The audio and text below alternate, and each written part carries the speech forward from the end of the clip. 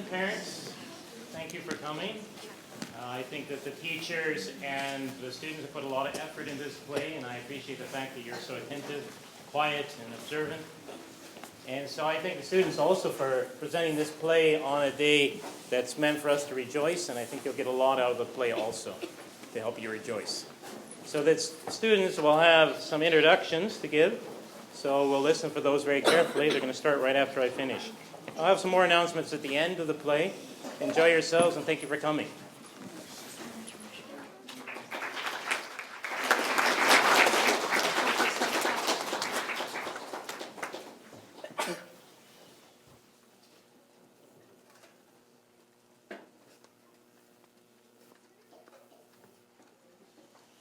Welcome to our annual Academy Play. There are a few practical points. Please turn off cell phones and electronic devices. Please do not use flash photography since the play is being filmed. The corner room, Miss Ababat's in the back, should be used for unruly children. The back exit and upstairs restroom should be used if necessary, rather than the usual facilities. Thank you for your kind cooperation and for your enthusiastic support of our efforts.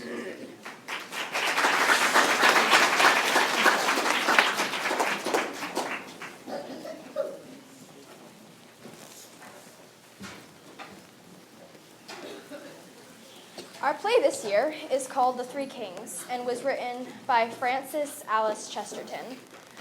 Though many recognize the name and works of the renowned author G.K. Chesterton, few know of his beloved wife, Frances, who was also a gifted author of aspiring plays and poems. To her great sadness, Frances was not blessed with any children of her own, but she loved children greatly and spent much time with nieces, nephews, and numerous children of the neighborhood. Many of her plays were written for Christmas Eve productions and that the Chestertons put on each year.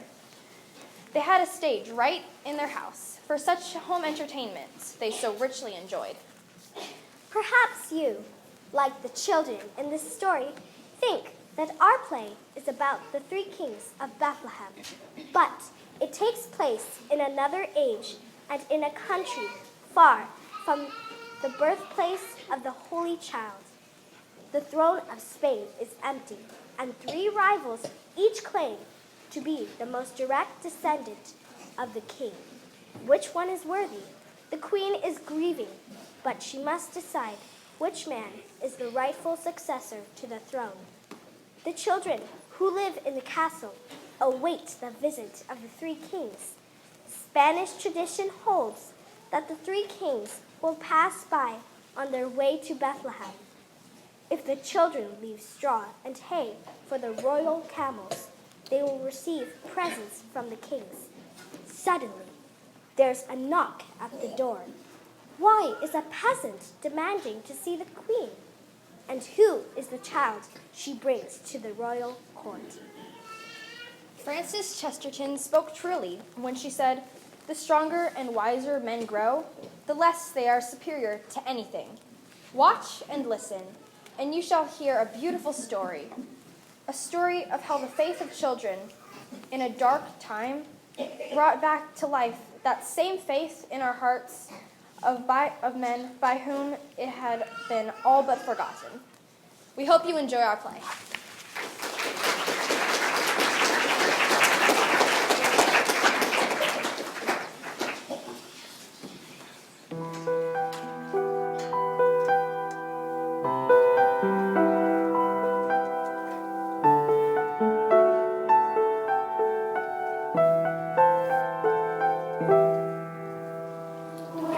Shadows never to rest.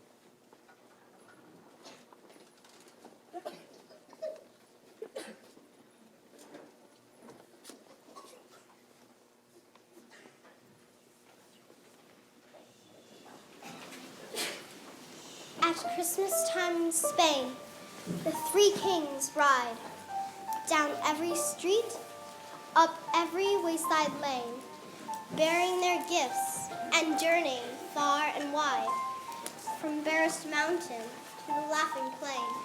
And ere they come, the little children set water and fodder and a bed of hay, that tired beasts may for a while forget hunger and thirst and the long, dangerous way. Such children have their presents from the kings, passing from Spain to Bethlehem. At Christmas time, the our little things, the kings reward those who remember them. Such is the legend, and our little play would mix a legend with some history, and from the cold facts of a bygone day would rest and hold the childish mystery. We crave your kind indulgence once again for this attempt to set upon the stage a story of three kings who tried to reign, whose lives are written in a nation's page. And of those other kings who sought a king and found him and were very, very wise, for like the child, they saw the amazing thing through the strange knowledge in his wondering eyes, and tried to show a very simple guise how a child's faith may bring to life a thing that now is hid from prudent and from wise. So from the seed may come the blossoming.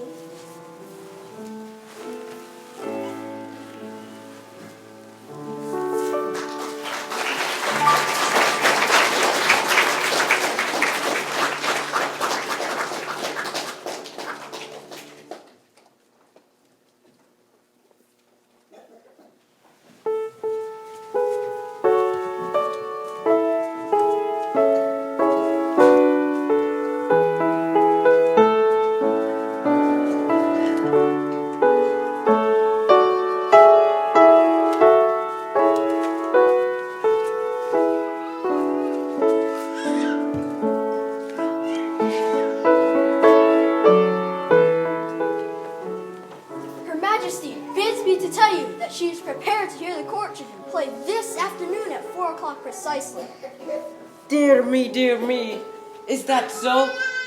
It is very alarming and very gratifying that Her Majesty should deign to listen to the efforts of these children. I pray they may do justice to the occasion. Her Majesty is tender-hearted. True, I need not fear too much. And who knows, the children's music may serve to lighten her saddened heart. Since the death of the king, God rest his soul, she has scarcely smiled. 'Tis a heavy burden she bears, the weight of this vast kingdom on her woman's shoulders, and none to help. If her son had been spared, God rest his soul, all might have been well. But time goes on. Good Pedro, go summon the children so that they may be prepared to sing before the queen. And moreover, may some be prepared to dance, for she's a true Spaniard and loves the dance. I don't doubt she will be gracious. I'll call you young musicians.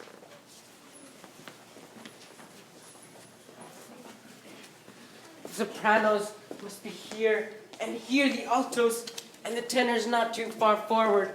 The music is in sad disorder. But the children know it well.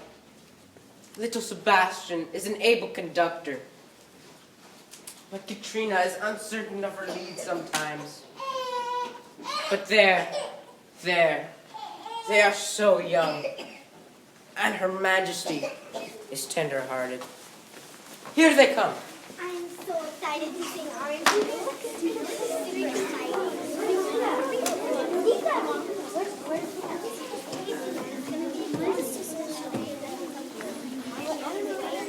Now quietly. You are to sing before the queen. And my pupils must do poor Maestro Roca justice, for he has worked hard to teach the little voices to harmonize beautifully and the little ears to hear exactly. Now let us do our warm-up.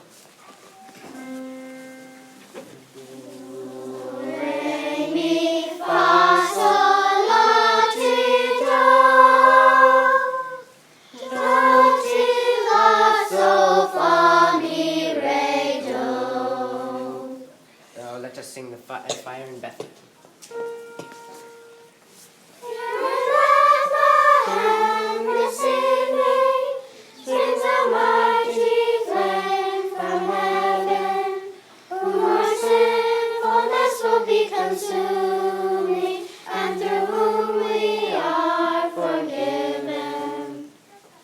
And now for our last warm-up, shall we? A big blue bucket of blueberries. A big blue bucket of blueberries. And they shall also dance. Now patience till Her Majesty has come.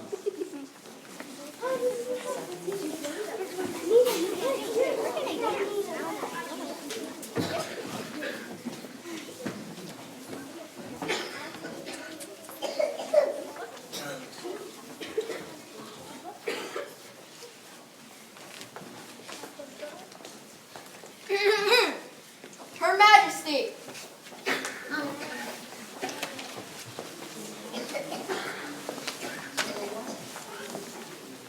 So, Master Roca, you and your chorus are all prepared?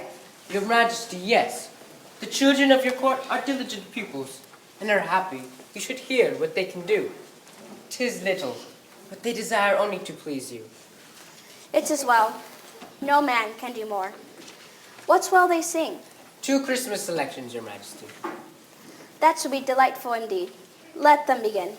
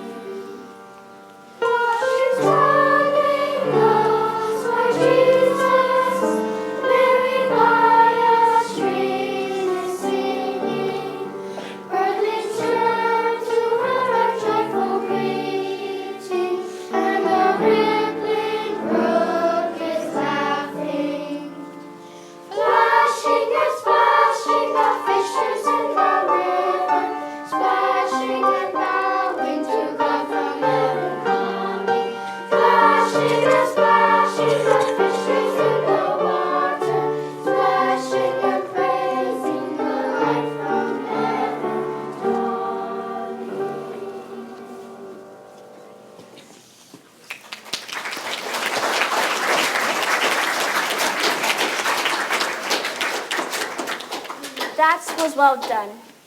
Your little daughter did excellently, Countess Maria Josefa. Thank you, Your Majesty. She is a good student and has a good teacher. Good Senor Roca takes an infinity of trouble. 'Tis true. Indeed, he does. Let the chorus sing the second selection, Senor. With the greatest of pleasures, Your Majesty. Sebastian, call your singers to attend. It is a difficult piece, Senor, but I'll do my best. So, last week it went very well.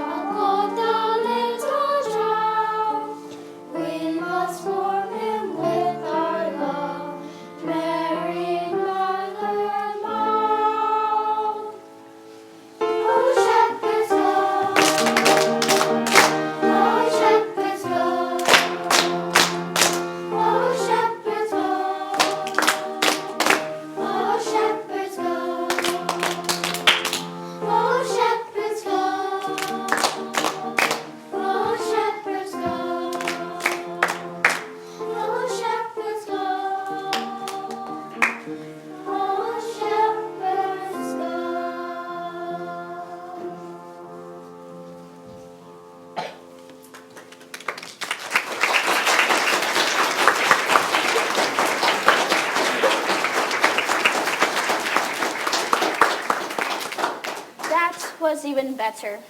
I would want to thank your youthful conductor. Come here, Sebastian. Study carefully and well, for who knows that you will make and write music when you're a grown man. Do you not agree, Macionis? Your son will make an excellent musician one day. We shall see what the future will hold, Your Majesty. A mother is not always to be trusted in her judgment of her child's talents, for she sees through the colored glass of her affection. Yet I am proud of my son. That is so. Our mother's love is very great. Is that all, Senor? The children would like to ask your Majesty's permission to dance. I have no heart for dancing, but I do love to see the little children dance. In spite of all her sorrows, Spain will dance. Is that not so, Duchess? Indeed, that is true, and may it ever continue to be so. There's a poetry and music and a dance. A dance, then.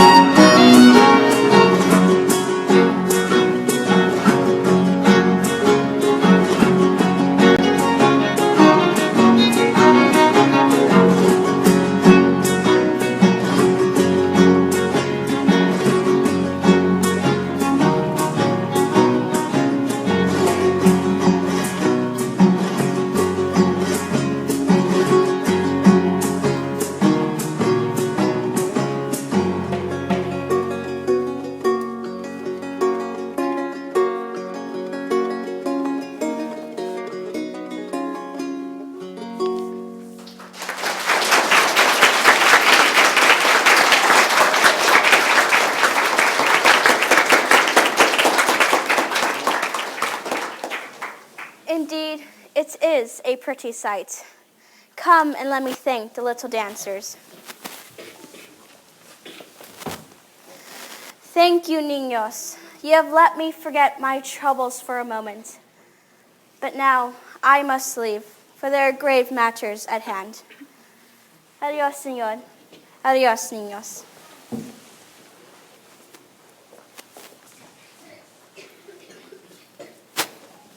Now clear the room and set the music straight. I will leave you to the care of Sonora here, who will look after you well. This afternoon we must have another practice, for it is almost Christmas, and there is Christmas music to be studied, especially the March of the Three Kings, which is far from perfect. Adios. Come, children, let everything be in order. Then you can play and talk until practice time. Sonora is going to be so cool. Nina, you want to say cradle?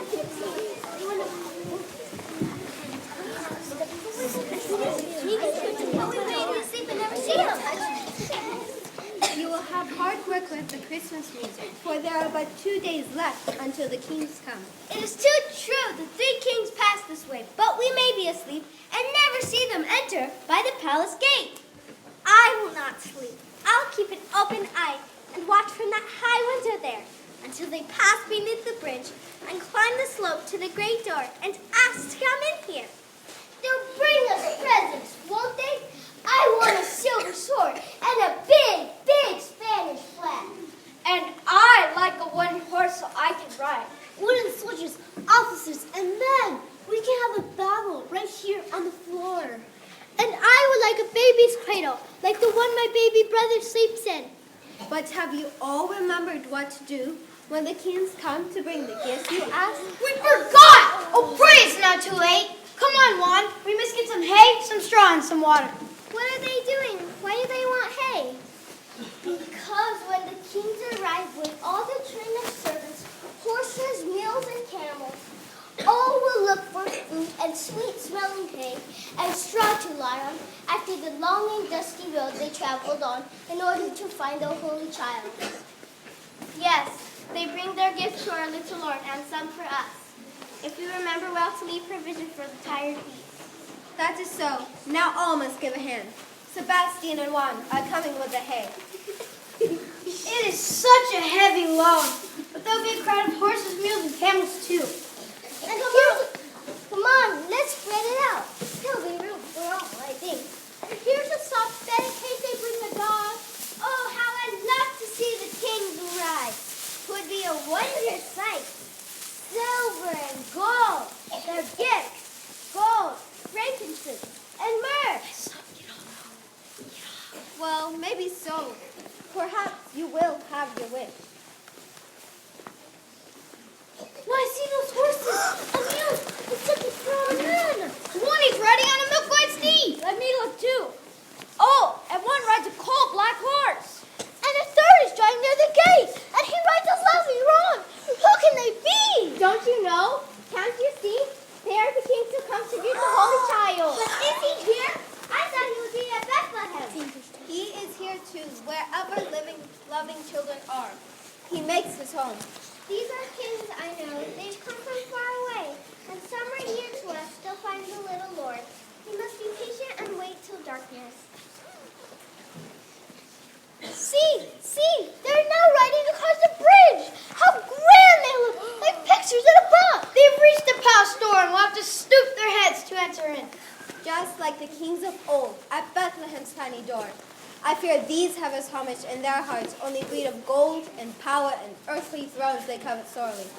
This poor distracted land of ours that has no king must wait while envious men talk and fight and plead who has the greatest right to be king. Once our loved queen shall leave this world, which has been but a sorry home for her.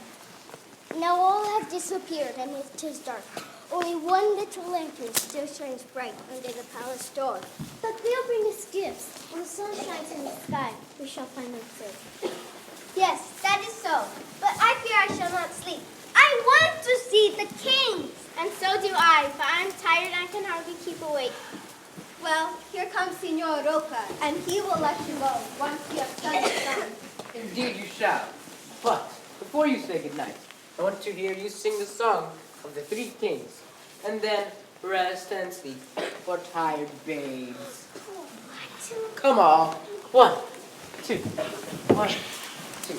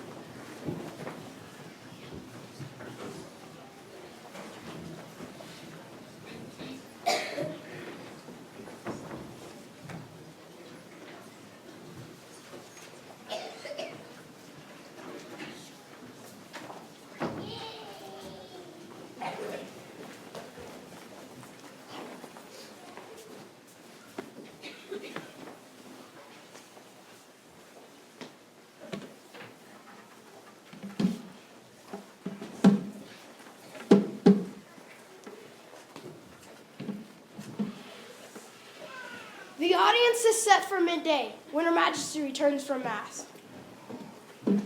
That is so. The princes and their advocates will wait in the great hall till they are summoned here. The papal legate has already spoken with Her Majesty, and the crown lawyers have been in conference since early dawn. It is a bad thing when there is no heir to a great king like ours. Who can tell whether the choice shall fall upon the right head or not? Is everything prepared?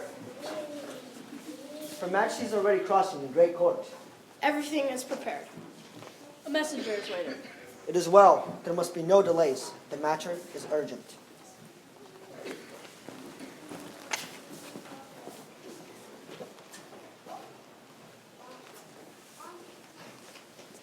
Her Majesty and papal legate.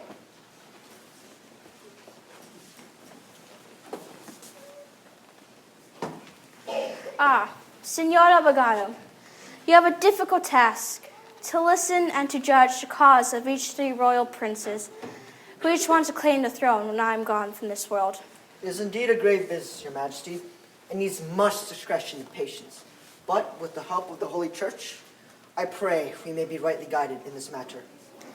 Indeed, I pray we may, for I am wearied to death and only crave to have the question settled. Sorrow has fallen heavily upon me, to his husband and son in 3 short years. The king was old, but the prince, he was young, and I never saw his death coming. But in battle, who can tell? The one is taken, and the other left. It is all a mystery. But he died for Spain, Your Majesty. This must be your comfort. It is my only comfort, but I am all alone. Had there been but a child, and Spain would not be at the mercy of these strangers. But I must cease to mourn. Let the princes be called to audience. I will summon them, Your Majesty. I have studied the claims as you have done. Reverend Father, have you formed any decisions? None at all, nor will I till I have heard the learned advocates, who will each plead the claim of their august clients. The princes await an audience. Let them advance.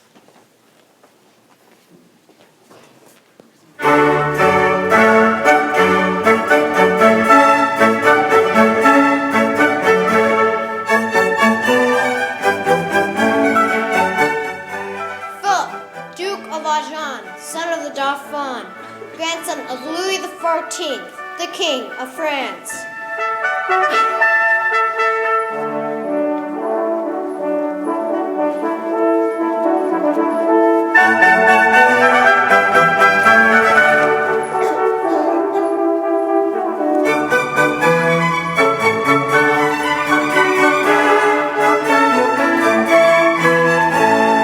Prince Joseph Ferdinand of Bavaria.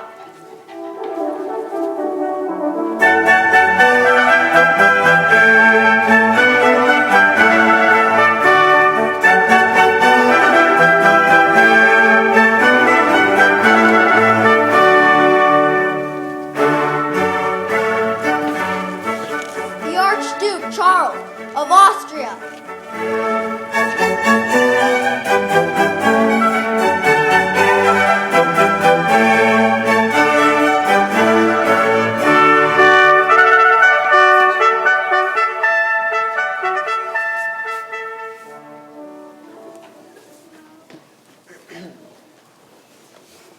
The royal princes are assembled. It is well that we should hear the claim of each. Begin, Senor Abogado, if you please. By what right does your master, Prince Philip of France, claim the throne of Spain? By this indisputable claim, Don Henrico, about which there should be neither question nor controversy. Proceed, Senor Abogado.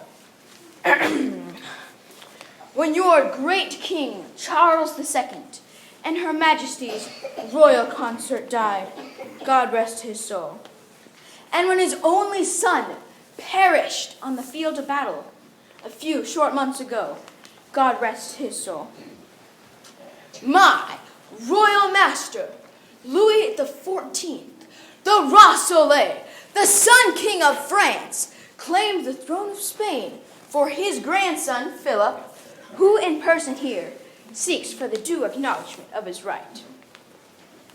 our great and glorious monarch had taken to wife the sister of your gallant king, whose death we all lament, and she renouncing all claim to the throne of Spain, yet, with the knowledge and consent of Charles, your king, should heirs of his body fail, named her grandson, the Dauphin's son, as successor to this crown and kingdom. Through his grandmother's birth, my prince is great nephew to your late king, and hereby declares there can be none other with so good a right. Seeing it was with the cognizance of his great majesty that a deed was drawn up appointing him heir to the throne of Spain. And should no true heir be forthcoming to ascend the throne, when her majesty shall be called upon to surrender all earthly crowns and thrones. If there is a secret will made by the King of Spain and the King of France, we do not know of it. It cannot be evidence unless such a will can be produced. The document must be investigated if such exists. Otherwise, the claim is but a flimsy pretext and not hold good in law. The prince will no doubt submit the will. It is here. The proof is in my claim. The will is in safekeeping. We will continue. By what right does the Archduke Charles of Austria claim a right to the throne of Spain? Here is no secret will or treaty. My royal master claims direct descent from your King Philip III.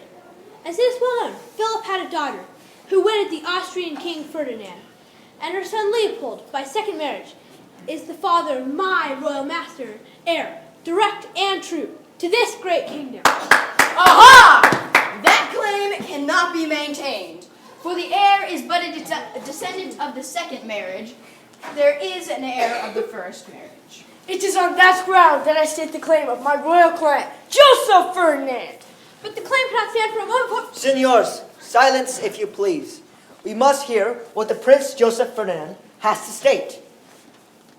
None has so clear a claim as my prince here, for the house of Bavaria is ever at one with the house of Spain. My master is a grandson of that same Leopold who the Archduke Charles has already made his claim. But see, senores, by a much clearer right he asks your consideration. By his grandfather's first marriage with your own Spanish princess, Margaret Teresa, whose daughter, Maria, is Prince Joseph Ferdinand's mother. The case is clear and the line of succession direct, and my prince demands that his claim be duly conceded and acknowledged. There can be no question of demand, Signor. The question is one for deepest consideration. Her Majesty must be allowed to examine such a claim on its own merits. Senores, I have no choice in this grave matter.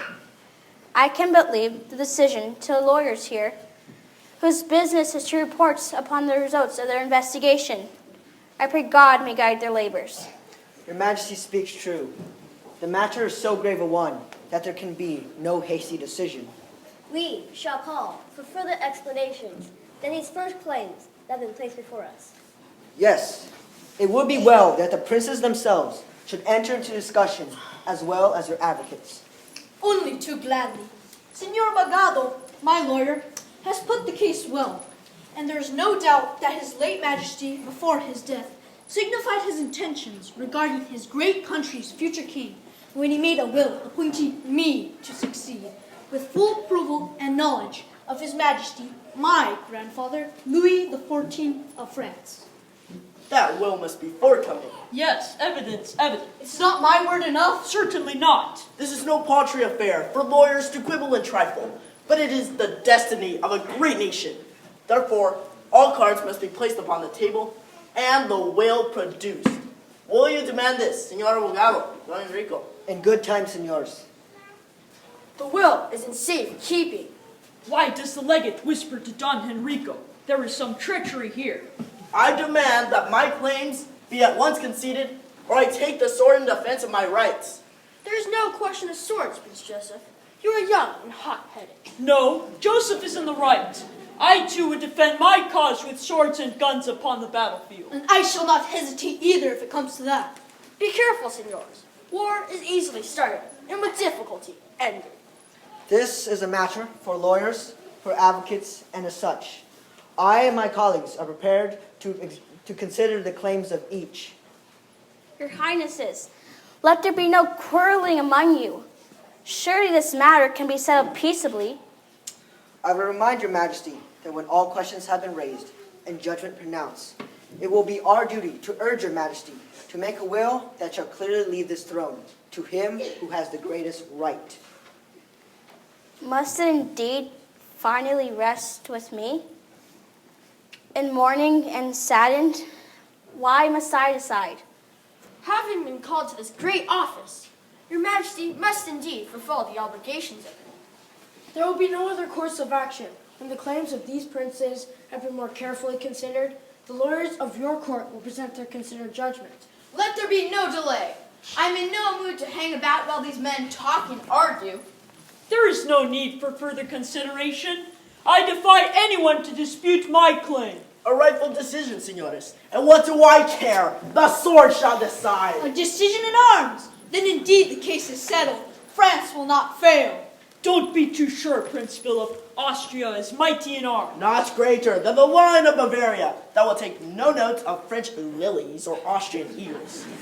Princes, let there be no disputing here. We are almost to Christmas, and there should be nothing but peace and goodwill among men. A good reminder, your majesty, and we should well observe it. There will only be peace when my true claim is acknowledged. And there will never be peace as your claim's fantastic. Let Her Royal Highness decide right now, and then we can keep our Christmas in our own lands.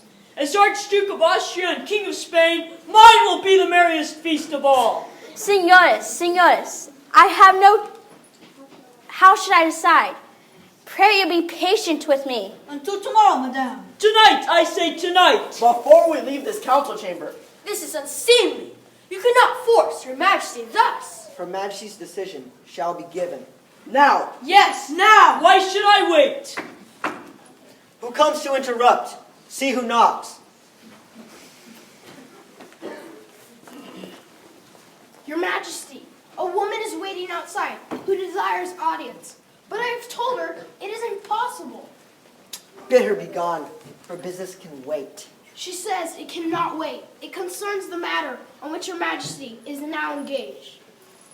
How can that be? I do not know, Your Majesty, but she is most urgent. She stands there weeping and begs Your Majesty to receive her before it is too late. Too late? Too late for what? What could this woman know of the business at hand? Are we to dangle about here while a woman asks audience? Attend to your case, Senor Bagabo. Yes, your highness would have things settled. Yes, bid the woman be off. It is I, Prince Joseph, who gives orders in this house. Bid the woman enter. This is monstrous! A state council interrupted because a woman wants a petticoat? Bah! No, your highness. She may need help for her brother, husband, son. We shall see.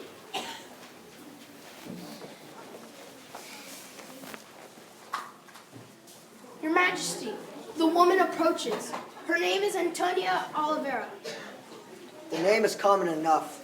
Antonia Oliveira.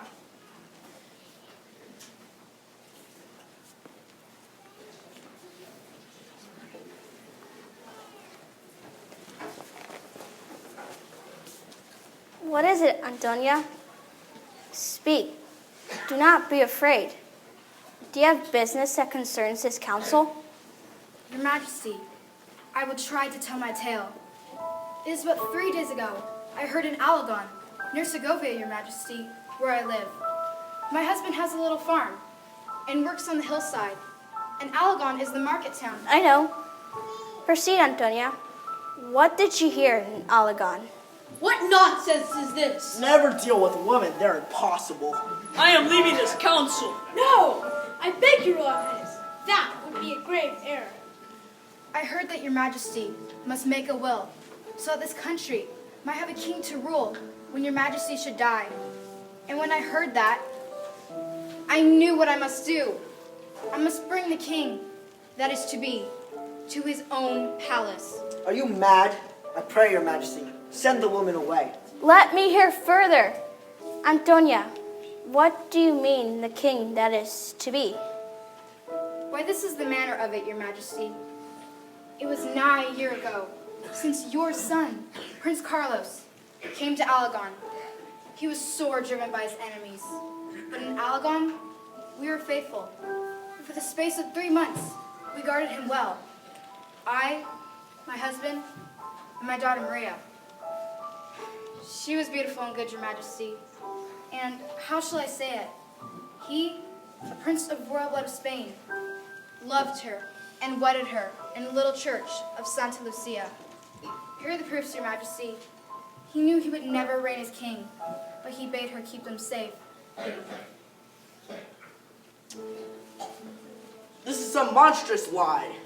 A tale to tell the children. Give me the papers. Look well into this, Senor Abogado. Continue, Antonia. Twice he returned, Your Majesty, and on his second visit, his little son was 3 days old. So he sent for a priest, and the babe was baptized. Carlos too, Your Majesty. Here are the papers and a letter he wrote, Your Majesty, commending his wife and son to your care.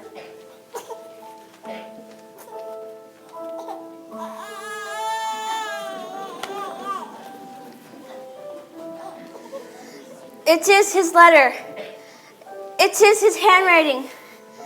My son. My son. A plot, a plot. And his mother, Antonia? Alas, Your Majesty, when she heard of the prince's death upon the field of battle, her grief was too great, and she died. So young, so lovely. This woman, she is speaking the truth, senores. And God has spoken. Give me the child.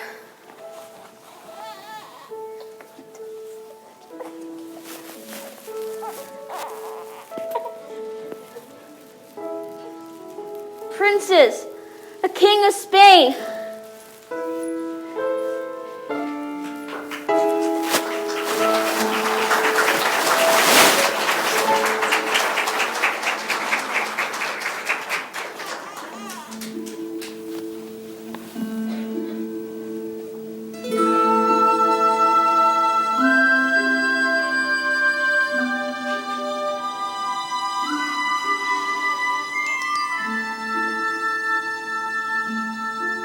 To Her Royal Highness, the Queen of Spain.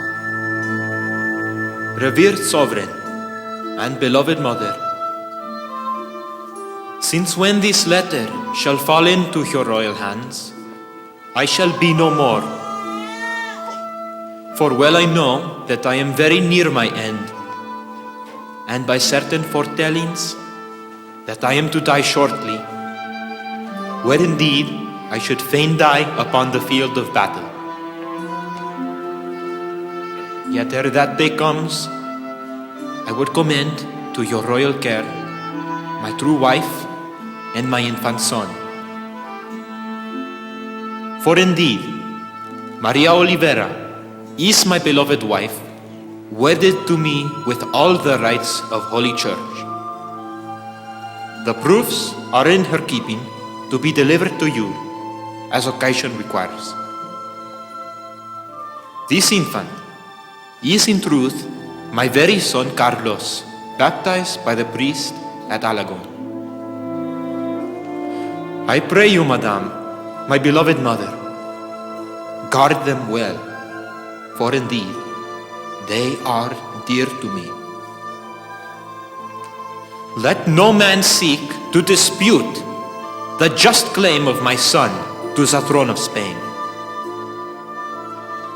The time is very short that I must depart hence. So of your charity, most beloved mother, pray for the soul of your unworthy son, who leaves his all in your august keeping. Signed, Carlos Ferdinando, Prince of Spain and Aragon and Castile.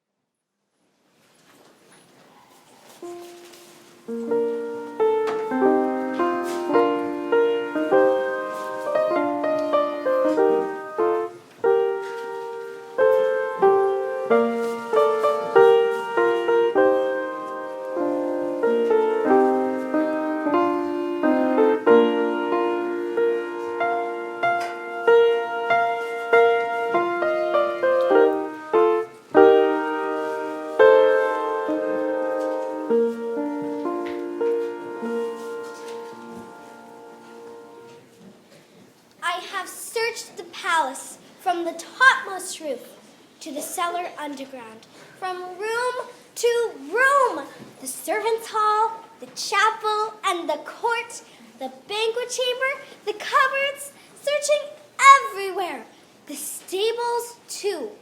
And though I saw the beasts, horses, mules, and even camels there, I never saw the kings. I am in despair. I thought I would see them, though Sebastian said they were not true kings who came, and Juan thought they'd only passed by here on their way to Bethlehem. But I know that they are here somewhere. I've never seen this room inside before, for the Senora said it was where the Queen gave audiences, and we must not go in. But as the door was open, I peeped in, for just possibly they still may come this way. It will take them to the chapel, and I saw the Holy Child asleep in his mother's arms as I went by Her Majesty's own room. I did not see his face, but he lay still and softly folded in the crimson shawl. But oh, the kings have passed this way. For look, their presents are on the table here. Caskets that hold the gold, the frankincense, the myrrh. They will come in here to get these gifts, and I will see their splendor and their humble eyes when they kneel down with offerings to the little Lord. The will is in safekeeping. That will must be forthcoming. Lies, lies. I'm the descendant of the first marriage. You're worse than the Queen. They may be angry if they find me here. Here, I'll slip behind this curtain. If they don't know the passage to the chapel, I can show them the way.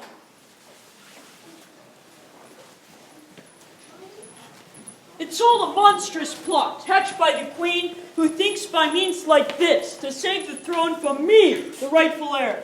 Has a prince ever been treated so badly, have been so betrayed, to give my rights to a bastard child? I will not yield. I would rather the world start a war than I give up my rights, which no man can dispute. But I do dispute your claim, and furthermore, the claim of the Archduke, and further still, the claim, so manifestly false, of that same child that has been foisted on our foolish queen who has no idea what she is doing. I'll never surrender my just rights. I've said it's a plot, and a plot it is. The lawyers almost certainly will prove the papers forgeries and the tale a lie. Then it begins again with us three, and I demand, senors, that you give no further thought to your advancement here. No further thought. My lawyer does the work of thinking here. There is no question of thought. When this child's claim has been proved a fabrication and a pack of lies, the prince's letter, all found to be a clever scheme to play on the grieving feelings of the queen, the marriage, birth, and christening, all found to be a forgery, then Senor spoke. I will maintain more strongly than ever that the throne of Spain is mine, by right inalienable and true, and may not be contradicted. Never, never shall that be. We well may have to leave the question now. The throne is mine. I remind you both. Nothing is proved. Never, never, I say again. Why do they quarrel like this? They are the kings, but perhaps they are tired and need food and rest. They have come a long and weary way, but their journey is ended now. Who do we have here? Another child? Is she too in the plot? What is your name? What are you doing in this room? My name is Katrina. Who sent you here? You're a very useless spy. I came here by myself. I knew that you would pass along this way to find the Holy Child. Sebastian and I waited up all night to see the kings. But then you never came, and so I searched all day. I think perhaps you waited, hiding until the little child was safely housed and warmed and fed. But he is here. I saw him with my own eyes, wrapped up all warmly in a crimson shawl. What does she mean? I think this child's daft. Call a servant here. Take her off to bed. No, it isn't nearly time for bed yet, though it is dark. Look through that window there, and you will see the star that led you here. On Christmas night, we wait till that same star is set, and there is no more light before we go to bed. There is a splendid star. I've never seen anything like it. But as you are a king, haven't you seen that star before?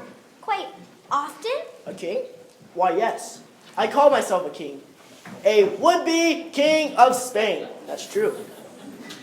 And you are a king. You came from far to see the child. You did, didn't you? To see the child? That thought never crossed my mind before. I too am a king and seek a kingdom here. You are the grandest king, the grandest of them all. You must go first, and I will show your majesty the way. A king before my time, it seems.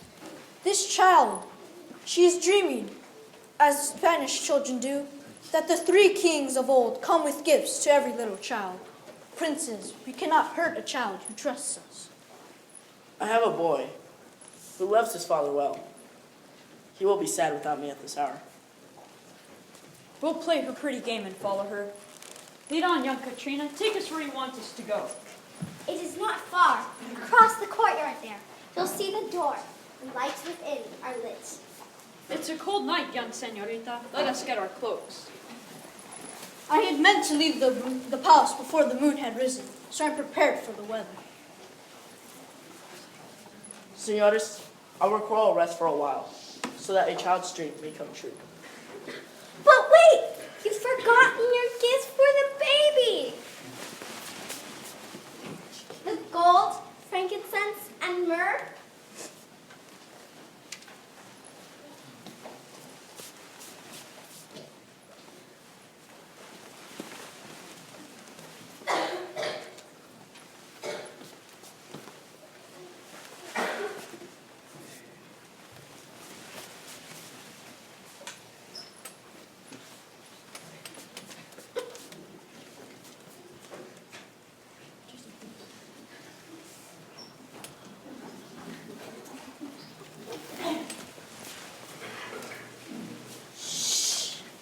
Walk softly.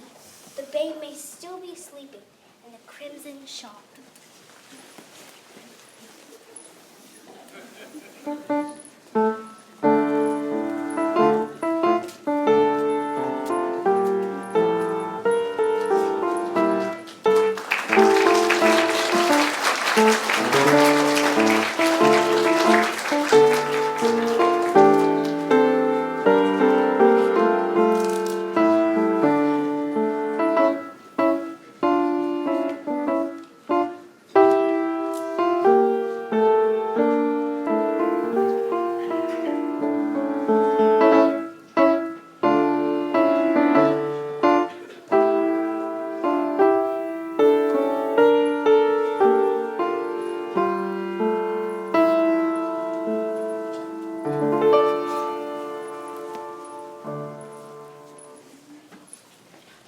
Now you are here. I'll call my friends. They'll want to see you kneel before the holy babe. They have waited a long while, but now they'll be so happy to hear the kings are finally present with their gifts. Sebastian! Juan! Maria! Come! Let's step softly! Here, I have a light to show the way!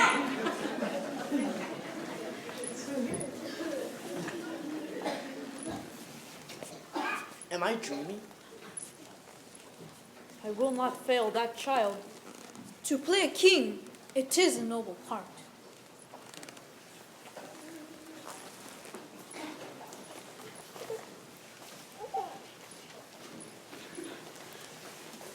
The kings came after all and are just waiting to give their presents to our little Lord.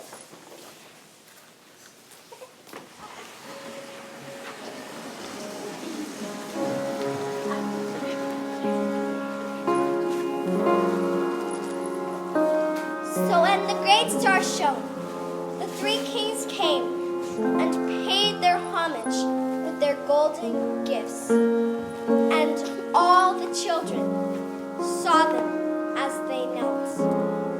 And all their visions of the kings are true.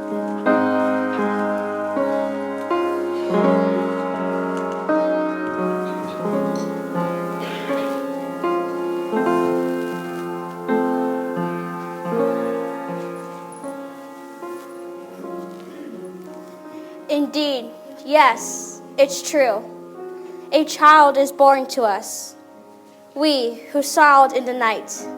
At dawn, now we see the rising sun, and hear the song of birds and angels mingled so among the strife, and the noises of the laboring earth, that warring men will come and honor the new birth. An earthly king has come into his own. The King of heaven sits upon his throne of refuge in a woman's arms, arms very much like mine, as sanctuaries from harm, that hold a whole world's joy. Come, children, all, a hymn of welcome before the curtain falls, for an earthly prince, and then a song that brings a greater welcome for the King of Kings.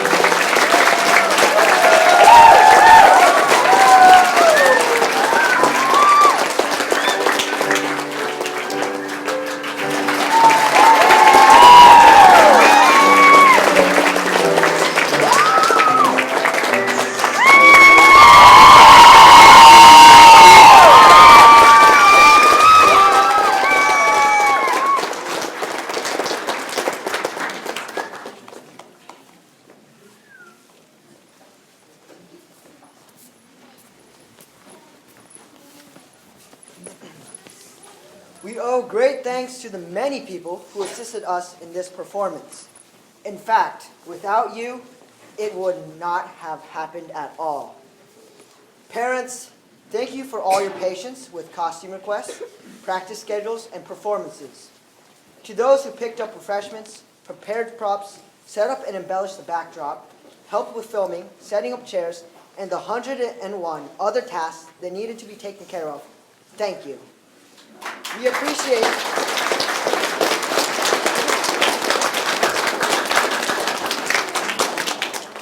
appreciate your generosity and the many sacrifices made on our behalf. Though she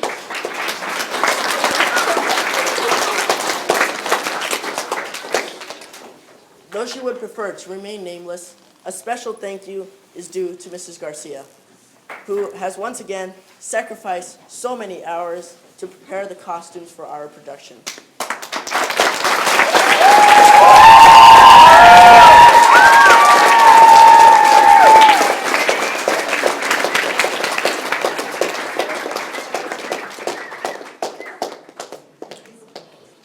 Your work is very much appreciated.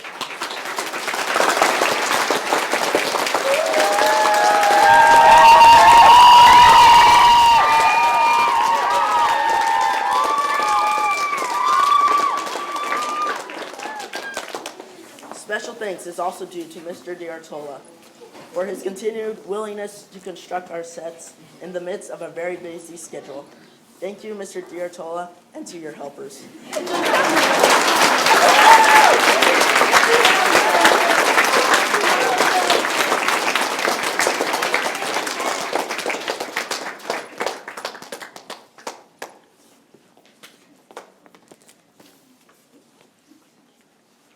We would like to give a special thanks to our star performer.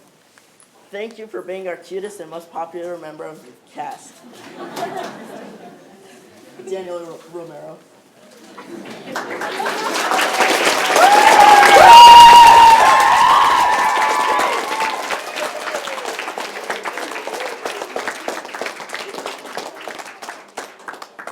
We hope you will join us again in the future. Thank you to our alumni, who are always ready to help out in so many ways. Luis Garcia, thank you for the many, many hours spent in preparing the filming of the play. From what we have seen so far, it looks spectacular.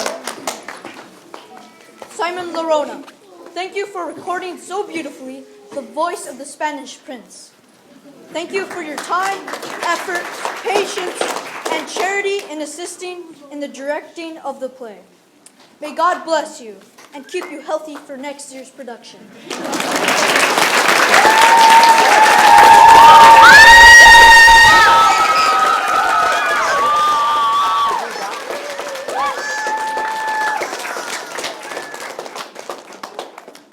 Thank you to all our teachers, staff, and to you, parishioners, for your support and assistance. Please pray for our academy.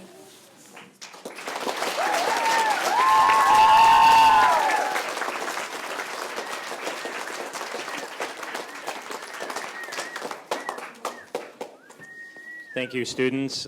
Thank you, parents. We need to give a big round of applause to the teachers, especially those who spent so many hours.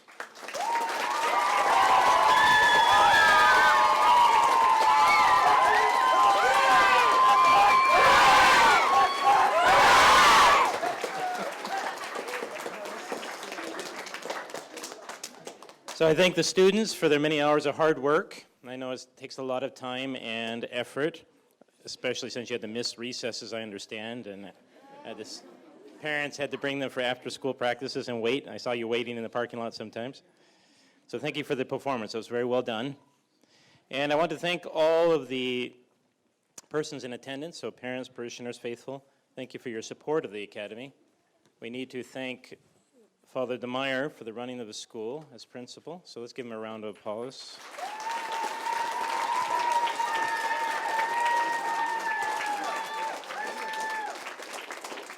So ultimately, we can't say enough how much we appreciate the fact that a parish supports its school. And so as a pastor of this campus, I appreciate the fact, and it needs to be the case, this is our parish school, and I appreciate the fact as parishioners that you support this little academy.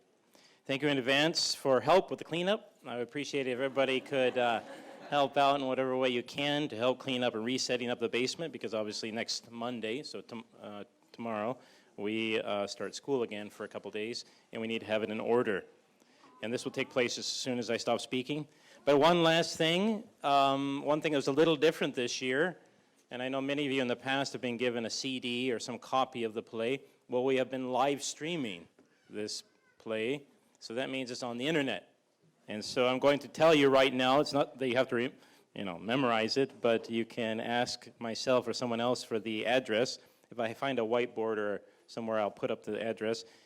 It's your usual HTTP at tinyurl.com/OLA 2017 play. So not too difficult. Just remember tinyurl.com OLA 2017 play.